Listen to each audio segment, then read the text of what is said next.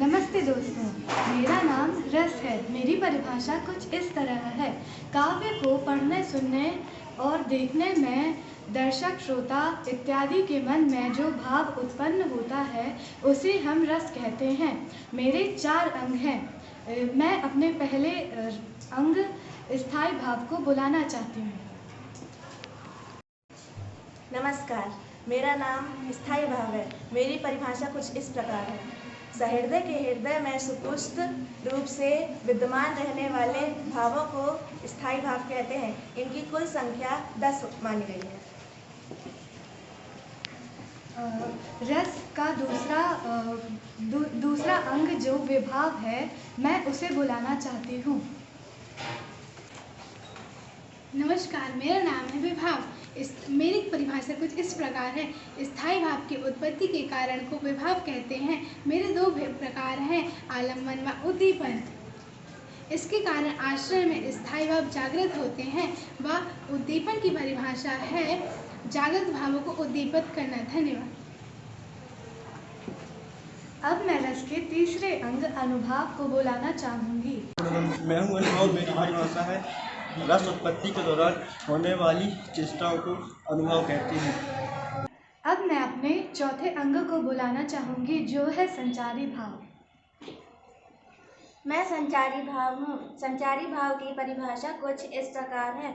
संचारी भाव अल्पकालिक होते हैं और ये कुछ समय पश्चात स्वतः ही समाप्त हो जाते हैं।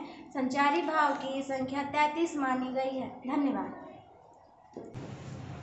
अब मैं रस के प्रकारों को बुलाना चाहूँगी। रस के 9 प्रकार माने गए हैं, परंतु कुछ विद्वानों द्वारा 2 और बढ़ाकर 11 संचारी भाव कर दिए गए हैं। अब मैं पहला रस, जिसका नाम है श्रृंगार रस, उसे बुलाना चाहूँगी। मेरा नाम श्रृंगार रस है। मेरी परिभाषा कुछ इस प्रकार है। सहृदय के हृदय में स्थित रति नामक भाव का जब विभाव अनुभव और संचारी भाव से योग होता है तब श्रृंगार रस की निष्पत्ति होती है। मेरे 2 प्रकार हैं, संयोग श्रृंगार, वियोग श्रृंगार। संयोग श्रृंगार में नायक नायिका के प्रेम का उल्लेख होता है। वियोग श्रृंगार में नायक नायिका के बिछड़ने के बारे में बताया जाता है। धन्यवाद। अब मैं अपने दूसरे प्रकार को बुलाना चाहूँगी, जो है हास्य रस। मेरा नाम हास्य रस है। मेरी परिभाषा कुछ इस प्रकार है। अटपटे क्रियाकलाप तथा विचित्र वेशभूषा तथा वचनों से उत्पन्न हंसी के स्थायी भाव के परिपाक से रस की व्यंजना होती है।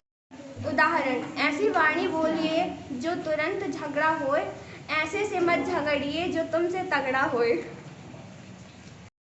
अब मैं अपने तीसरे रस को बुलाना चाहूँगी, जो है करुण रस। मैं हूँ करुण रस।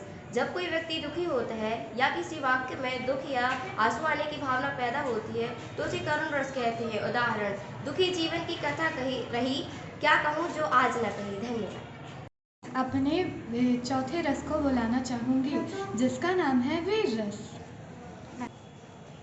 मैं वीर रस हूँ। मेरा स्थायी भाव उत्साह है। मेरी परिभाषा कुछ इस तरह है।